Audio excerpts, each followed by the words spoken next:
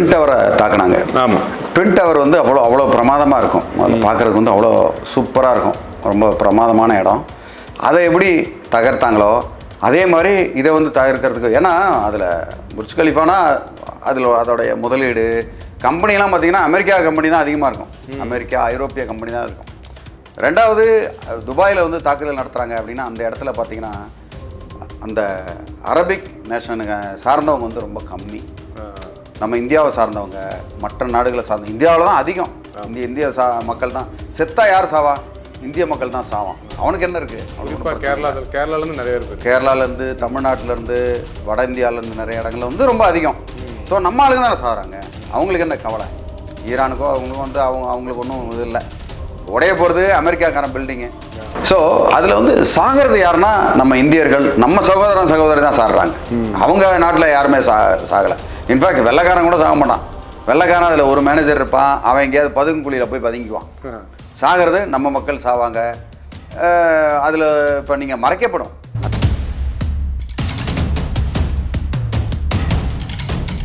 100% உண்மை. அதில் விபச்சாரன்றது வந்து அங்கே சர்வசாதாரணம். துபாயில் வந்து அங்கே போனோம்னா நம்ம போனது வந்து முதல்ல போனது பேச்சுலராக போனோம். ஒரு 2-3 தடவை போனேன். அதுக்கப்புறம் ஃபேமிலியோடு போனேன். இப்போ நான் ஃபேமிலியோடு போகும்போது இந்த இடத்துக்குலாம் வந்து வேணாம் அப்படின்னு. இதில் வந்து பார்த்தீங்கன்னா இந்த பாலைவனத்துக்குள்ளே பெல்லி டான்ஸ்ன்னு இருப்பாங்க. குடும்பத்தோடு போனோம்னா அந்த அரைகுறை ஆடையை வச்சு கேட்டால் முழுசா போத்திக்குவாங்களாம். அதை பண்ணுவாங்க, இதை பண்ணுவாங்கன்னா எதெல்லாம் சொல்லிக்குவாங்க. ஓகே. ஆனால் அங்கே பார்த்தீங்கன்னா ஒரு வெளிநாட்டு பெண்மணி பெல்லி டான்ஸ்னா என்ன? அந்த பெண்களுடைய பின்பகுதியை வந்து கடன்னு ஆடுறது தான் வந்து பெல்லி டான்ஸ். அந்த டான்ஸை உடம்புல இருக்க ஒரு சில பகுதிகள் தான் தெரியாது. அந்த மாதிரி பெல்லி டான்ஸ்னு ஆட வச்சு அதுக்கப்புறம் விபச்சாரங்கள்லாம் வந்து சர்வசாதாரணம் நடக்கும். சர்வசாதாரணமாக வீடுகள் என்ன எல்லா நாட்டில் இருந்தோம். ஆப்பிரிக்காவிலேருந்து நிறைய பேர் வர்றாங்க. மற்ற ஐரோப்பிய நாடுகள்லேருந்து, இவன் நம்ம நாட்டிலேருந்து சினிமா நடிகர்கள் நிறைய பேர் அந்த மாதிரி போய் விபச்சாரத்துக்குனே போய் விபச்சாரம் வந்து கொடிகட்டி பறக்குது. அந்த நாட்டில் வந்து ரொம்ப ஃப்ரீ, டேக்ஸ் ஃப்ரீ, எல்லாமே ஃப்ரீ, விபச்சாரம் ஃப்ரீ அப்படின்னு எல்லாம் ஃப்ரீனா என்ன நடத்திக்கலாம். அதுக்காக விபச்சாரம் அங்கே வந்து ஃப்ரீ கிடையாது. ஆனால் நடத்திக்கலாம், எதை வேணால் நடத்திக்கலாம், காசு இருந்தால் போதும்.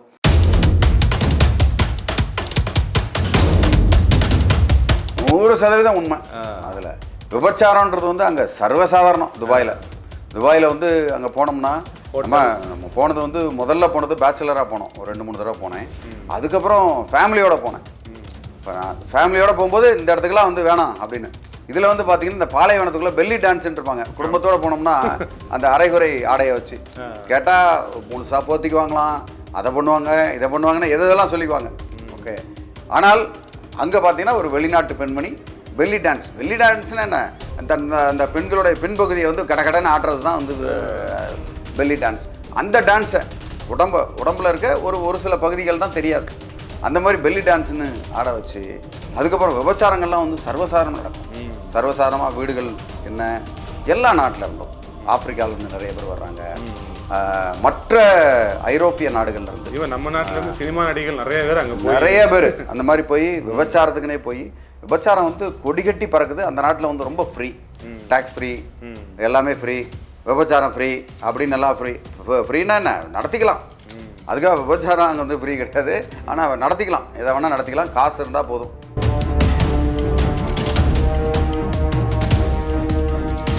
எங்களுக்கு அனுமதி ஒரு இடத்துல மறுக்கப்பட்டது. அவங்க கேட்டால் இது வந்து ஒன்லி இந்த பீச் வந்து ஃபாரினர்ஸுக்கு தான், ஃபாரினர்ஸுக்கு அப்படின்னாங்க. நாங்களும் ஃபாரினர் தான், வி ஆர் ஆல்சோ ஃபாரினர்ஸ். நாங்கள் வந்து உங்கள் நாட்டு பிரஜை கிடையாது, இங்கே இருக்க நீங்கள் காசு கொடுத்தா கூட இருக்க மாட்டோம் இந்த பாலைவனத்தில் அப்படின்னு சொல்லிட்டு உள்ள பண்ணணும். ஃபாரினர்ஸ்னால் நீங்கள் எல்லாம் ஃபாரினர்ஸ். அவங்கள பொறுத்த வரைக்கும் அவங்க நாட்டிலே சொல்கிற ஃபாரினர்ஸ்னால் வெள்ளைக்காரனா, வெள்ளத்தோல் உள்ளவங்களுக்கு மட்டும்தான் அனுமதி. அந்த மாதிரி கேவலமான பல விஷயங்கள் வந்து துபாயில் நடந்துக்கிட்டு இருக்கு. அந்த நடிகர்கள் வந்து அவ்வளோ கேவலமான இடங்கள்லாம் போய் வாங்கிட்டு இருக்காங்க. இன்னும் அது அவங்களுக்கு தெரியாது. பல இடங்கள் அவங்களையும் செருப்பால் அடிச்சிருப்பாங்க. ஆனால் அவங்களுக்கு யார் ஒருத்தவங்க வந்து வெளியே போகணும்னு தள்ளுறாங்களோ அந்த இடத்துல தான் அவங்களுக்கு பிடிக்கும். என்ன காரணம்னா அவங்கள வந்து மார்க்கெட் பண்ணியிருப்பாங்க அந்த கவர்மெண்ட்.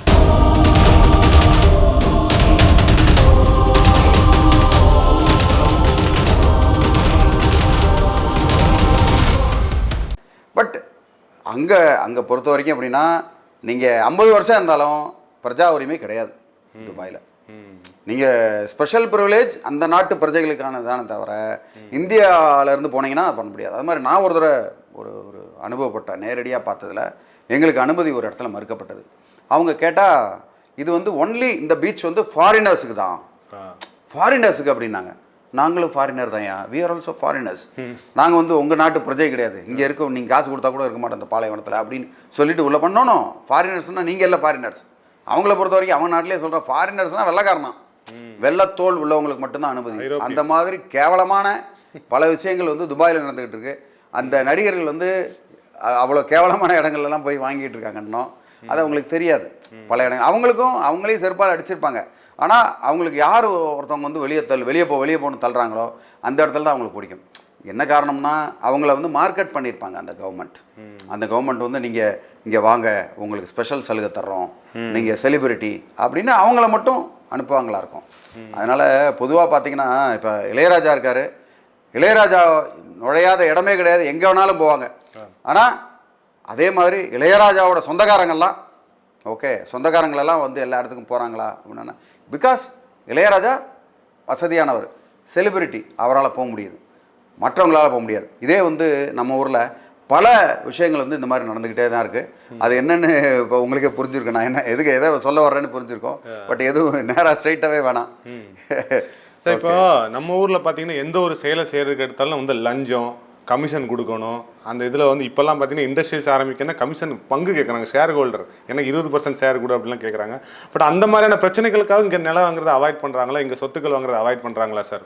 துபாயில் வாங்குறதுக்கும் இங்கே வாங்குறதுக்கும் வித்தியாசம் இருக்குதான்னு. கண்டிப்பாக தொல்லை இவங்க அரசியல்வாதி தொல்லை ஒன்றும் இல்லை. இப்போ நான் இந்த இடத்துல இங்கே வீடு கட்டும் போது பார்த்தீங்கன்னா இந்த ஏரியாவில் ஒருத்தர் வருவார். நான் இருக்கிறது வந்து இங்கே இந்த ஏரியாவில் பார்த்தீங்கன்னா தோண்டும் போதே ஒருத்தர் வராரு வந்து, நீங்கள் செங்கல் மணல் ஜல்லிலாம் வந்து எங்ககிட்ட தான் வாங்கணும் அப்படி. நம்ம கான்ட்ராக்ட் கொடுத்துட்டோம், நம்ம அதில் தலையிட போகிறதில்ல. அதில் ஒருத்தர் வந்து என்ன சொல்கிறாருன்னா எங்ககிட்ட தான் வாங்கணும். ஏன் அப்படின்னா, இல்லை நாங்கள் தான் இந்த ஏரியாவுக்கு வைப்போம், டீலர் நாங்கள் தான் இந்த ஏரியாவில் வைப்போம். நீங்கள் தான் வைப்பீங்கன்னா எப்படி அப்படின்னா, இல்லை நீங்கள் எங்ககிட்ட தான் வாங்கணும், மற்றவங்கள விற்க விட மாட்டோம், அதெல்லாம் தேவையில்லைப்பா அப்படின்னா, இல்லை அதெல்லாம் எங்ககிட்ட தான் வாங்கணும். அதுக்கப்புறம் ஃபைட் பண்ணி லோக்கல் போலீஸுக்கிட்ட சொல்லி இன்னும் என்னென்னமோ அதில் வந்து பல யுக்திகளை கையாண்டு இந்த இடத்துல இவங்கள தெரியும் அவங்கள தெரியும் அப்படி இப்படின்னு எதோலாம் சொல்லி அதுக்கப்புறம் நம்மளோட நிலைமை என்னன்னு சொல்லி அதுக்கப்புறம் தான் சுதந்திரமாக அவர் செய்ய முடிஞ்சது. ஒரு அப்ரூவல் வாங்கணும்னா கஷ்டம், லஞ்சம். ஒரு இபி கனெக்ஷன் எடுக்கணும்னா இபி கனெக்ஷன் அது மெதுவாக தலையை சொரிஞ்சிக்கிட்டு வந்து எனக்கு இதை கொடுங்க அதை கொடுங்கன்னு கேட்பாங்க. டெலிஃபோன் கனெக்ஷன் கஷ்டம். வேறு அந்த டேக்ஸ் கட்டுறது, நம்ம இந்த நகராட்சிக்கு போய் டேக்ஸ் கட்டுறோம் பாருங்கள், டேக்ஸை கட்டுறதுக்கு போனாலே அந்த அசஸ்மெண்ட்டுக்குனாலே அதுக்கு தனியாக டேக்ஸ் கட்டலைன்னா நமக்கு என்ன பண்ணுவாங்க, நிறைய ஃபெசிலிட்டி கொடுக்க மாட்டாங்க. டேக்ஸ் கட்ட போனால் அதுக்கு வந்து இதுக்கு ஒரு 5000 கொடு 10,000 கொடு அப்படின்னு ஏகப்பட்ட இடத்துல லஞ்சம் இருக்குது. ஸோ இது வந்து கேட்டால் நாங்கள் மினிஸ்டருக்கு கொடுக்கணும்பாங்க. உண்மையிலே மினிஸ்டர் கொடுக்குறாங்களா, மினிஸ்டரை கேட்டாரான்னு நமக்கு தெரியாது.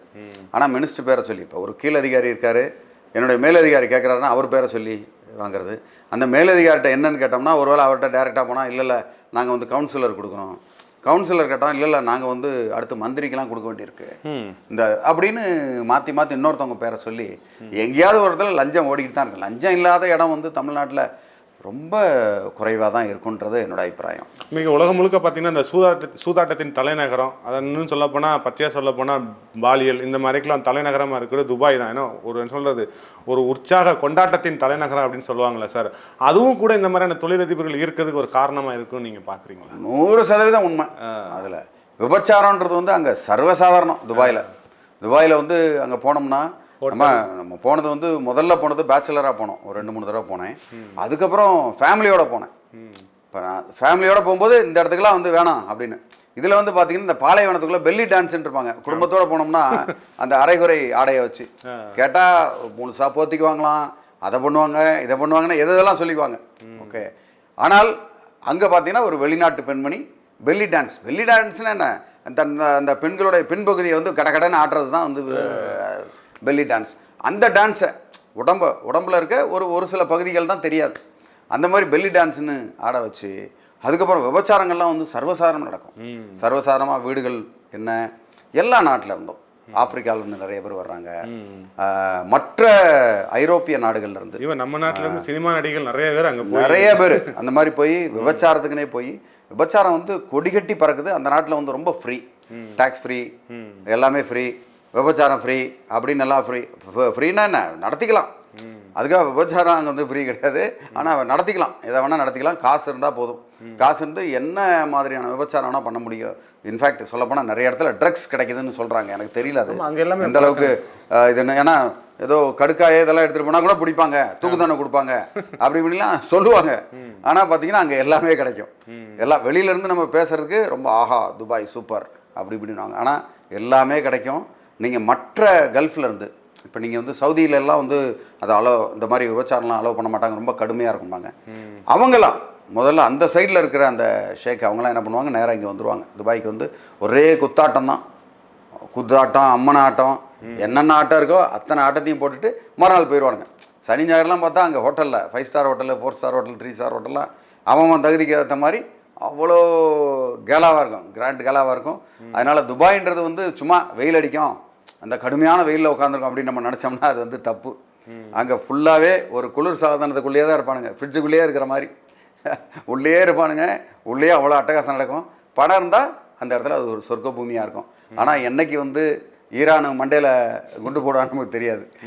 அந்த பயத்தோடையே தான் இப்போ இருக்கிறாங்க துபாய் மக்களும் சவுதி மக்களும் அந்த மாதிரி தான் இருக்காங்க. ஏன்னா அவங்கெல்லாம் வந்து அமெரிக்காவுடைய பினாமிகள்ல, அமெரிக்காவோட பினாமிகள்லாம் வந்து அப்படி தான் இருக்கணும், வேறு வழியே கிடையாது.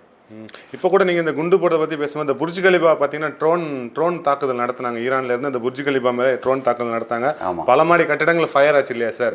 அந்த இன்னைக்கு துபாய்னு சொன்னாலும் அந்த புர்ஜ் கலிபா தான் ஒரு அடையாளம் இருக்கு இல்லையா சார்? அது எந்த அளவுக்கு முக்கியத்துவம் நீங்கள் பார்க்குறீங்க? அமெரிக்காவில் ட்வின் டவரை தாக்குனாங்க. ஆமாம், ட்வின் டவர் வந்து அவ்வளோ பிரமாதமாக இருக்கும், பார்க்குறதுக்கு வந்து அவ்வளோ சூப்பராக இருக்கும், ரொம்ப பிரமாதமான இடம். அதை எப்படி தகர்த்தாங்களோ அதே மாதிரி இதை வந்து தகர்க்கிறதுக்கு, ஏன்னா அதில் புர்ஜ் கலிஃபானா அதில் அதோடைய முதலீடு கம்பெனிலாம் பார்த்திங்கன்னா அமெரிக்கா கம்பெனி தான் அதிகமாக இருக்கும், அமெரிக்கா ஐரோப்பிய கம்பெனி தான் இருக்கும்.